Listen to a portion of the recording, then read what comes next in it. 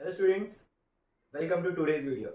In last video we discussed about variation in the value of acceleration due to gravity. जहाँ पे हमने different चीजें पढ़ी जिनकी वजह से एक्सेलरेशन ड्यू टू ग्रेविटी की वैल्यू चेंज होती है, वैरी होती है. जैसे कि अपने शेप ऑफ द अर्थ हुआ, फिर एल्टीट्यूड हुआ, या फिर हम अगर डेप्थ में जाते हैं तो एक्सेलरेशन ड्यू टू ग्रेविटी की वैल्यू विच इज जी की वैल्यू चेंज होती है. So in today's session, we are going to learn about the things which are related to acceleration due to gravity. Okay, and starting with the difference between mass and weight.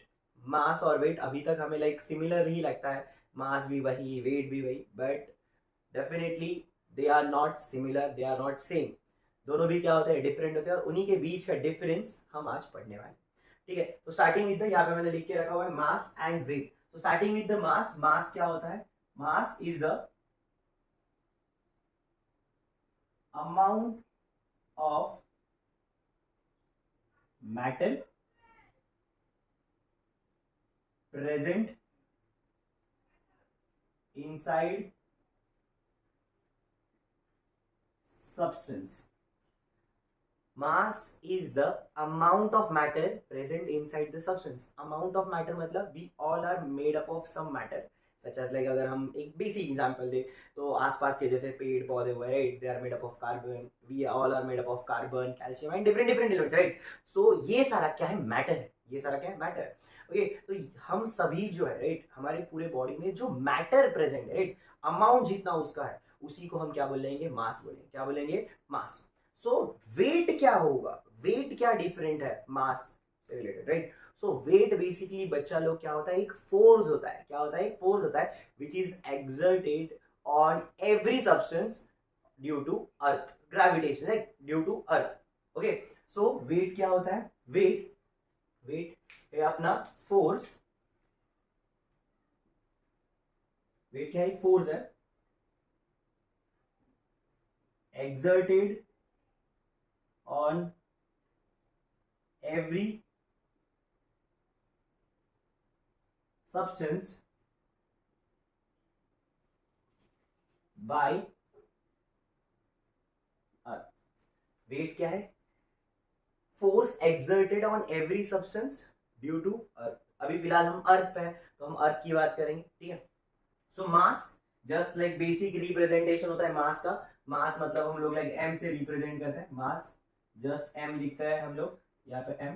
Okay, but whereas जो weight होता है, weight क्या होता है? It is the product of mass into acceleration due to gravity. Weight क्या है? सिर्फ मास, just मास से हम लोग उसको रिप्रेजेंट करते हैं. बट वेट क्या होता है? It is the product of mass of that object, mass of that substance and acceleration due to gravity at that place. Okay, अब नेक्स्ट पॉइंट अगर हम कुछ लिखेंगे तो ये होगा अपना mass of substance is same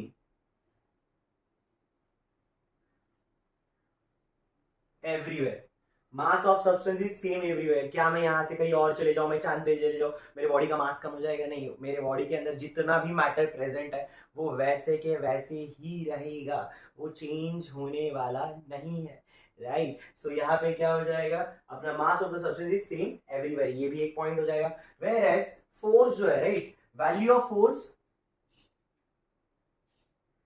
value of force, force या फिर weight, value of weight will be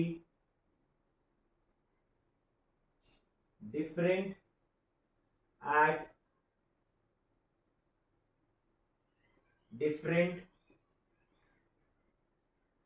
places.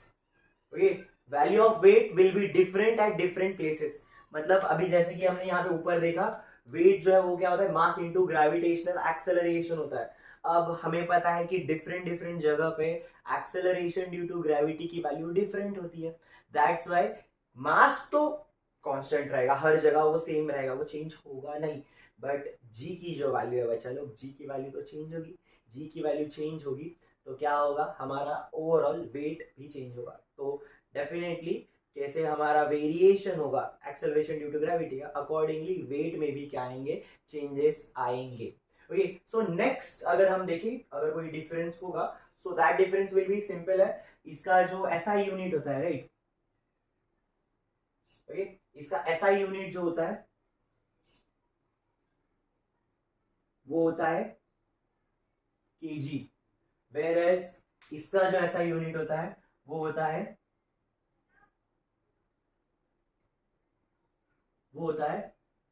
Newton. क्या होता है, न्यूटन। ओके, सो अभी तक हमने कितने पॉइंट्स देखे, हमने 4 पॉइंट्स देखे। Amount of matter present inside the substance, mass को बोलते हैं, वेयर एज वेट क्या होता है, force exerted on on every substance by earth. ठीक है, ये हमारा फर्स्ट हो जाएगा यहाँ पे।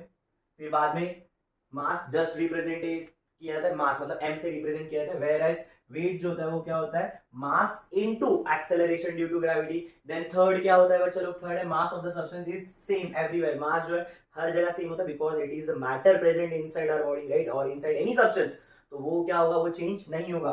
बट जो हमारा वेट है, value of weight will be different at different places as it depends on acceleration due to gravity। तो ग्रेविटेशनल एक्सेलरेशन की वैल्यू चेंज होगी, अगर यहाँ पे अर्थ पे तो वैल्यू 9.8 है, अगर मैं मून पे चले जाऊँ तो डेफिनेटली कुछ और वैल्यू हो जाएगी, तो इसकी वजह से वेट भी क्या हो जाएगा, चेंज हो जाएगा। एंड फोर्थ पॉइंट हमने लिखा, यहाँ पे लिखा हमने एसआई यूनिट इज केजी, मास का ऐसा यूनिट केजी होता है, एंड वेट का ऐसा यूनिट होता है न्यूटन। क्या होता है, न्यूटन। साइंटिस्ट अपने न्यूटन बाबा, उन्हीं के नाम से है ये यूनिट, जो बेसिकली वेट या फिर फोर्स के लिए हम यूज करते हैं, ठीक है, विच इज न्यूटन। तो देन मूविंग अहेड, अब आप बोलोगे सर वेट के लिए न्यूटन यूज करते हैं, तो फिर हम लोग तो किलोग्राम्स में वजन करते हैं ना, kilograms, so that is a different thing. जब हम लोग वो किलोग्राम्स में मेजर करते हैं तो हम लोग वहां पे लिखते हैं किलोग्राम ऑफ वेट, ठीक है। This is completely different scenario, जो आप हायर क्लासेस में जाओगे तो सीखोगे। Okay, and then moving ahead, यहाँ पे अगर हम फिफ्थ पॉइंट देखें तो mass is a it is a vector quantity. ये क्या है, एक वेक्टर क्वांटिटी, राइट, ये क्या है, एक वेक्टर क्वांटिटी है, whereas, oh my mistake, मुझे लगा यहाँ पे अपना वेट है। Okay, it is the scalar quantity. ये क्या है, मास क्या है, एक स्केलर क्वांटिटी है, स्केलर क्वांटिटी, जो हमने 9th स्टैंडर्ड में स्केलर्स एंड वेक्टर्स पढ़ा हुआ है, राइट। तो मास क्या है, एक स्केलर क्वांटिटी है, मतलब उसका कोई डायरेक्शन नहीं होता, जस्ट मैग्नीट्यूड है। मास का क्या होता है, सिर्फ और सिर्फ मैग्नीट्यूड होता है, उसके पास कोई भी डायरेक्शन नहीं होता। ओके, एंड वैसे ही वेट जो है अपना, वेट जो है उसका क्या होता है, it is a vector quantity. ये कैसी क्वांटिटी होती है,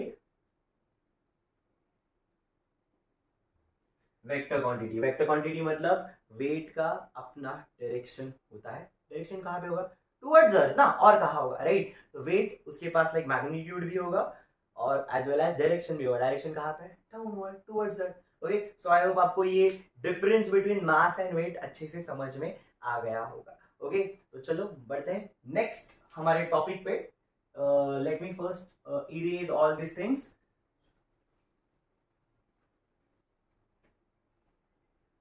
ओके बच्चा लोग, so now our next topic is free fall.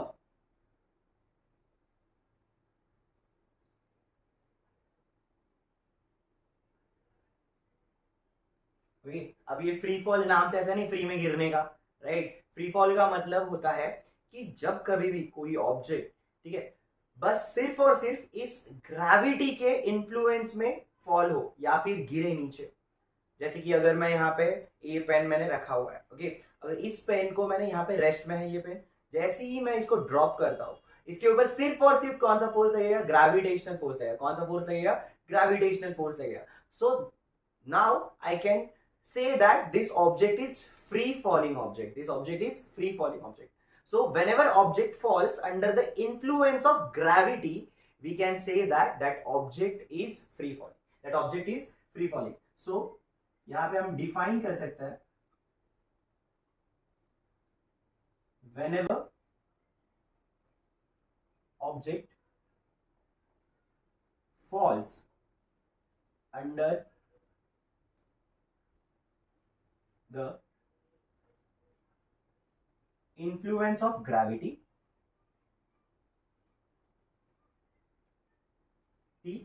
or with acceleration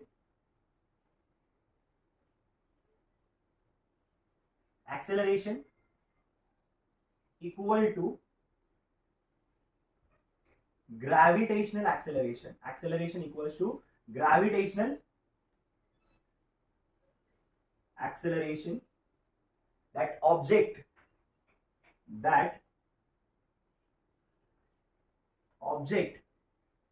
is said to be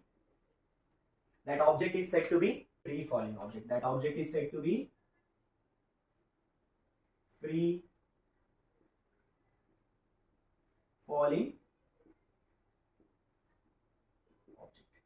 ठीक है, क्लियर है? ओके, कोई भी ऑब्जेक्ट ग्रेविटेशनल इन्फ्लुएंस के अंडर क्या हो, फॉल हो रहा हो, या फिर that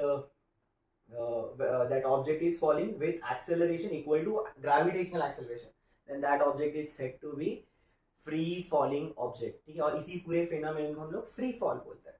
अब जब कोई ऑब्जेक्ट फ्री फॉल हो रहा है, ठीक है, मतलब वो भाई ग्रेविटी के इन्फ्लुएंस में ही गिर रहा है, तब उसका एक्सेलरेशन किसके बराबर होगा, ग्रेविटेशनल एक्सेलरेशन के बराबर, दैट इज जी के बराबर. तो इससे क्या कर सकता है, हम जो है हमारे इक्वेशन ऑफ मोशन है ना हमारे पास, जो हमने 9th स्टैंडर्ड में पढ़े थे, उनको थोड़ा सा चेंज कर सकते हैं. क्या कर सकते हैं, चेंज कर सकते हैं. सो इन दिस केस यहां पे लिखते हैं हम लोग,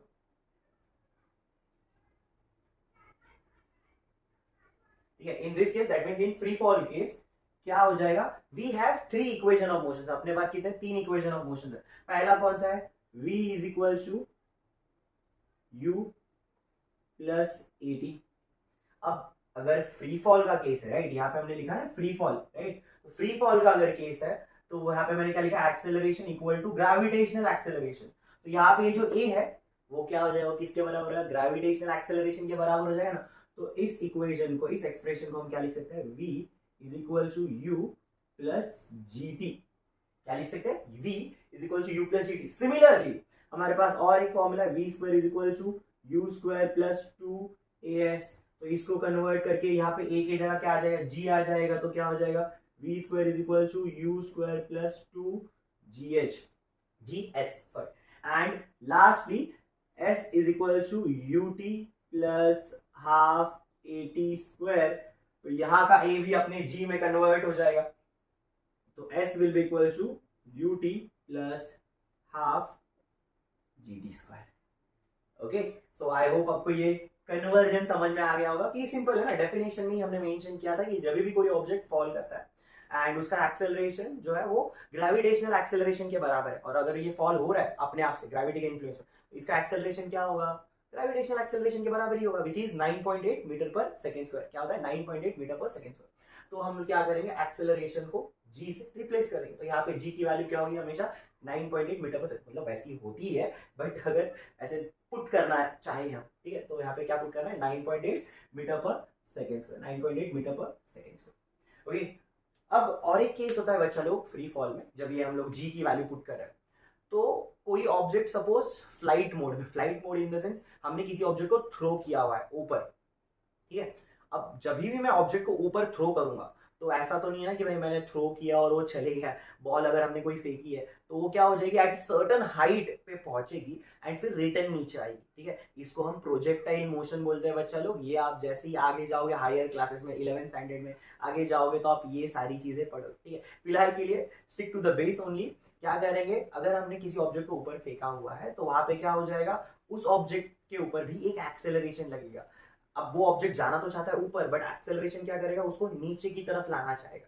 and that acceleration will be due to what, due to acceleration या फिर ड्यू टू अर्थ. और वो क्या होगा, एक्सेलरेशन ड्यू टू ग्रेविटी होगा. बट इस केस में बच्चा लोग, वो ऑब्जेक्ट जाना चाहता है ऊपर बट एक्सेलरेशन लग रहा है नीचे, तो यहाँ पे उस g की जो वैल्यू होगी वो क्या लिखी जाएगी, नेगेटिव और minus of g.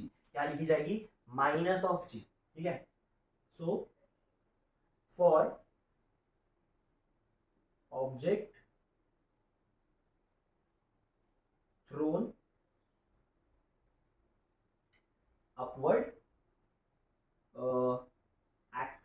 Deformation due to